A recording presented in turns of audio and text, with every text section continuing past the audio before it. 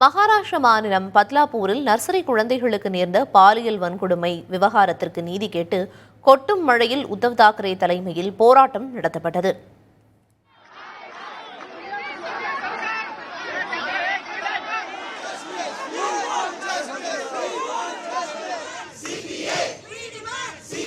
கொல்கத்தாவில் மருத்துவர் பாலியல் வன்கொடுமை செய்யப்பட்டு கொலை.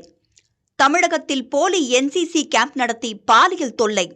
அடுத்தடுத்து பெண்களுக்கு எதிராக நடக்கும் குற்றச்சம்பவங்கள் மக்களுக்கு அதிர்ச்சியை அளித்து வருகிறது. அதற்கு மேல் ஒரு கொடுமையாக அமைந்தது பத்லாபூரில் நர்சரி குழந்தைகளுக்கு நேர்ந்த பாலியல் வன்கொடுமை சம்பவம்.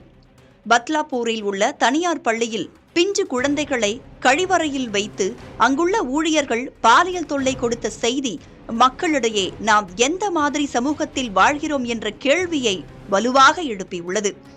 இதனால் கொந்தளித்த மக்கள் அந்த பள்ளியை அடித்து நொறுக்கி சூறையாடினர். காவல்துறை மீதும் கல்வீசி தாக்குதலில் ஈடுபட்டனர்.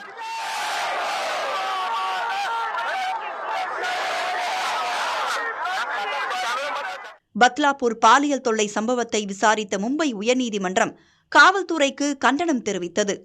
பொதுமக்கள் போராட்டத்தை முன்னெடுத்த பின்னரே காவல்துறையினர் நடவடிக்கை எடுத்தது ஏன் என கேள்வி எழுப்பியதோடு காவல்துறை தரப்பில் விளக்கமளிக்கவும் நோட்டீஸ் அனுப்ப உத்தரவிடப்பட்டது. எதிர்க்கட்சிகளின் கூட்டணியான மகா விகாஸ் அகாடி முழு அடைப்பு போராட்டத்திற்கு அழைப்பு விடுத்தனர். மும்பையில் சிவசேனா உத்தவ் பிரிவு தலைவர் உத்தவ் தாக்கரே தலைமையில் கொட்டும் மழையில் போராட்டம் நடைபெற்றது.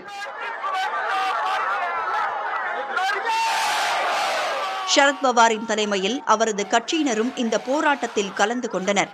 பாதிக்கப்பட்ட குழந்தைகளுக்கு நீதி கிடைக்க வேண்டும், போராட்டத்தில் ஈடுபட்டவர்கள் மீது போடப்பட்ட வழக்கை ரத்து செய்ய வேண்டும் எனவும் போராட்டத்தில் வலியுறுத்தப்பட்டது.